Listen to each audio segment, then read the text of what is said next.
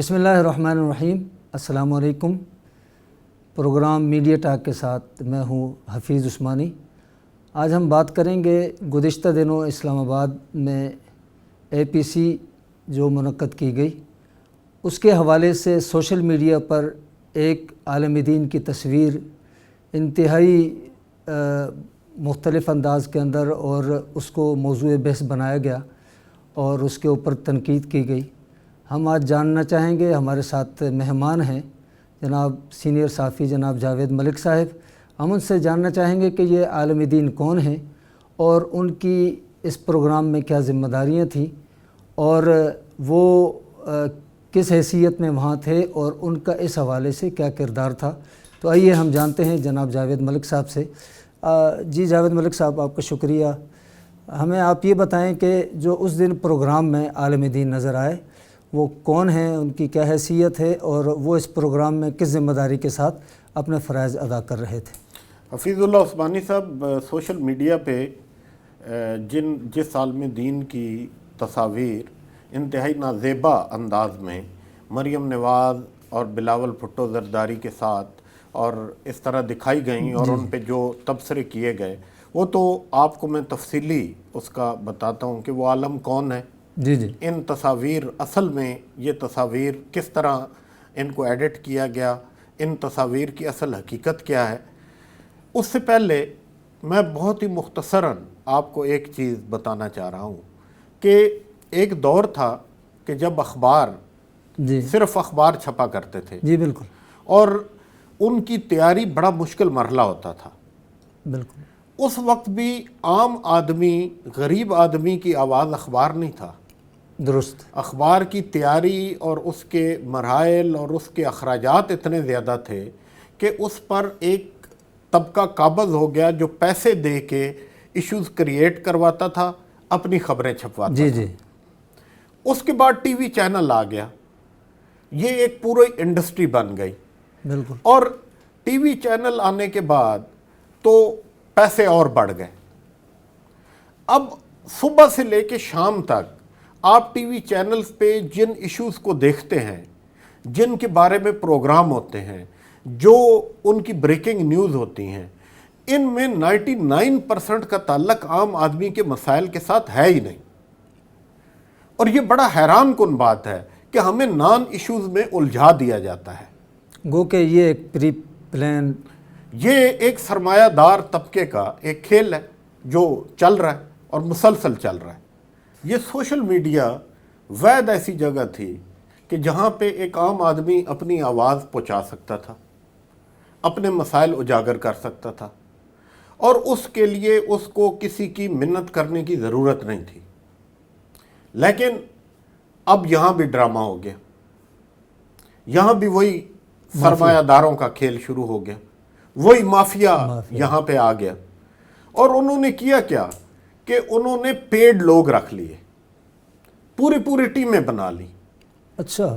تمام سیاسی جماعتوں نے، تمام لوگوں نے اپنی اپنی سوشل میڈیا ٹیم تخلیق کر لی۔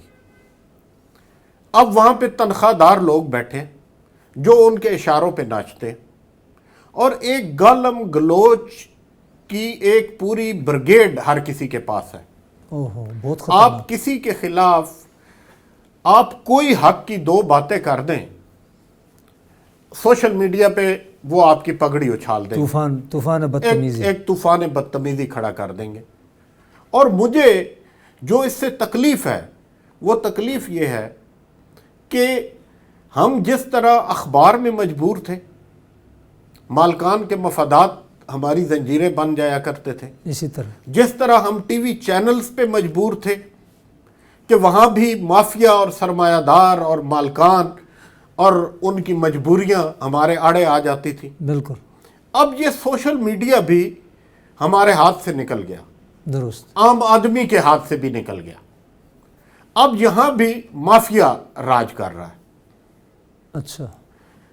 جو بات کی آپ نے ان عالم دین کی، یہ مولانا عبد المجید ہزاروی صاحب ہیں، یہ مولانا فضل الرحمان کے بہت قریبی ساتھی ہیں۔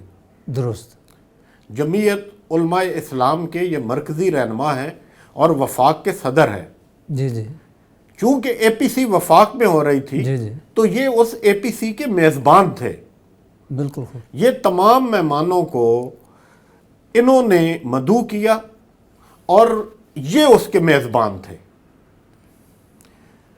مولانا عبد المجید ہزاروی صاحب کی ایک بڑی تاریخ ہے. ان کے جو والد محترم تھے جی جی وہ مولانا عبد الحکیم ہزاروی صاحب تھے. جی جی کئی دفعہ قومی اسمبلی کے ممبر رہے، سینیٹر رہے. ان کی علمی اور دینی خدمات کسی سے ٹھکی چھپی نہیں ہیں. درست. مولانا مفتی محمود صاحب، اللہ تعالیٰ ان کے درجات بلند کرے، جی جی مرحوم، آمین. ان کی اکثر کامیابیوں کا جو مرکزی کردار تھے وہ عبد الحکیم ہزاروی صاحب تھے. ماشاء. ختم نبوت کے بڑے سپاہی تھے عبد الحکیم ہزاروی صاحب، اور وہ جو جنگ لڑی گئی اس کا مرکزی کردار تھے عبد الحکیم صاحب. اس تاریخی بیس میں اور اسمبلی کے اس رول میں ان کا بڑا کردار تھا. عبد المجید ہزاروی صاحب کا بھی ایک بڑا طبقہ ہے، ایک بڑا مقام ہے، بہت ہی دیندار شخص ہے. جی جی اور ان کی بڑی عزت ہے. یہ پورا پراپیگنڈا کیوں کیا گیا؟ اس کا مقصد اے پی سی سے لوگوں کی نظریں ہٹانا تھا، توجہ ہٹانا تھی. لوگوں کی توجہ ہٹانی تھی، ایک نان ایشو کو کھڑا کرنا تھا. اب آپ یہ دیکھیں کہ بلاول بھٹو زرداری کے ساتھ پہلے ان کی ایک سیلفی آتی ہے. وہ میزبان تھے اور انہوں نے اپنے مہمان کا استقبال بھی کیا ہوگا، اور ایسی سینکڑوں تصویریں موجود ہیں. کوئی ایسی نہیں. آخر میں انہوں نے کہیں ان کے ساتھ ایک سیلفی بھی لے لی ہوگی. بلاول بھٹو زرداری ایک قومی جماعت کے لیڈر ہے. سیاسی حیثیت میں وہ کوئی دینی کانفرنس تو نہیں تھی. اب اس کے بعد ہوا کیا کہ پھر اس مافیا نے اپنا کھیل شروع کر دیا. جی اب اس تصویر کا حلیہ بگاڑا گیا، اب اس میں کٹ پیسٹ کیے گئے، ڈب کیا گیا، اس کو ایڈیٹنگ کی گئی. کہیں ان کو مریم نواز کے ساتھ جوڑا گیا، کہیں کوئی اور اس طرح کا معاملہ کیا گیا. اس سے پہلے آپ کو شاید یاد ہو جی جی کہ شاہ احمد نورانی صاحب کے بیٹے ایک تقریب میں شرکت کر رہے تھے، تو جب وہ دروازے سے نکل رہے تھے تو شیری رحمان اور وہ اکٹھے نکلے. بالکل. تو وہ تصویر بھی سوشل میڈیا پہ گالم گلوچ اور اس کے ساتھ دی گئی. یہ بڑا خوفناک ٹرینڈ ہے. اسی طرح مولانا فضل الرحمان صاحب کی مولانا فضل الرحمان صاحب کی تضحیک اڑائی جاتی ہے. بالکل. یہ بڑا خوفناک ٹرینڈ ہے. جی جی علماء کرام کے ساتھ محبت کرنے والا ایک بہت بڑا طبقہ ہے یہاں. آپ ان کی دل آزاری کرتے ہیں. سیاست میں مقابلہ ہونا چاہیے اس چیز پر. ایک دوسرے کو گالم گلوچ کے ذریعے، ایک دوسرے کی کردار کشی کے ذریعے، ایک دوسرے پہ کیچڑ اچھالنے سے یہ ملک متحمل نہیں ہو سکتا. اور میں یہ سمجھتا ہوں کہ ہماری تباہی کی بڑی وجہ یہ چیزیں. تو آپ کیا سمجھتے ہیں کہ کہ یہ علماء کرام کو اور دینی طبقات کو سیاست میں آنے سے روکنے کے لیے کوئی ایک طریقہ کار اختیار کیا جاتا ہے؟ دیکھیں میں تو بڑا حیران ہوں. میں بطور صحافی سیاست کو ایک اپنی نظر سے دیکھتا ہوں. بہت ساری پس پردہ کہانیاں بھی ہمارے علم میں ہوتی ہیں، تو شاید ہم عام آدمی سے ذرا بہتر انداز میں اس کو دیکھ پاتے ہیں. درست. یہ جو پی ٹی ایم ہے کے پی کے میں، جی جی میں اکثر یہ کہتا ہوں کہ یہ اے این پی کی بگڑی ہوئی شکل ہے. درست کہا آپ نے. اب اے این پی ایک سیاسی جماعت تھی. وہ کچھ باتیں ایسی ضرور کرتے تھے کہ جن سے اختلاف ممکن ہے، لیکن ان کی حدود و قیود موجود تھی. وہ ایک دائرے کے اندر بات کرتے تھے، ریاست کی حدود میں، اور ریاست کی بات کرتے. آپ نے جب اے این پی کو دیوار کے ساتھ لگایا تو اس کا خلا کسی نے تو پورا کرنا تھا. ظاہر اور وہ اس سے بدترین شکل میں آپ کے سامنے آ گیا۔ اس طرح کے پی کے میں علماء کرام کا ایک پورا زور ہے، ایک پورا اثر ہے، بلوچستان کے اندر ایک اثر ہے، پنجاب کے بہت سارے علاقوں میں ان کا ایک اثر ہے۔ آپ کو یہ شکر کرنا چاہیے کہ میں مولانا فضل الرحمان کو ہمیشہ بہت اچھے الفاظ سے یاد کرتا ہوں، اور اس کی وجہ یہ ہے کہ مولانا فضل الرحمان اس دینی طبقے کو جمہوریت کے ساتھ جوڑے ہوئے ہیں۔ درست، نہیں تو سوات والا حال ہوتا، تاریخ نفاذ شریعت محمدی، بالکل وہ ساری چیزیں سامنے آتی۔ جی مولانا فضل الرحمان اس طبقے کو قومی دھارے میں لے کے آئے ہیں۔ درست کہتے ہیں۔ اب ہم ان کو گالم گلوچ کر کے، مطلب ان کی خدمات کا اعتراف ہونا چاہیے، اور اب ہم ان کو اس دھارے سے نکالنا چاہ رہے ہیں۔ جب ہم نکالیں گے تو اس کے نتائج کیا نکلیں گے؟ پھر ہم بیٹھ کے سر پیٹیں گے۔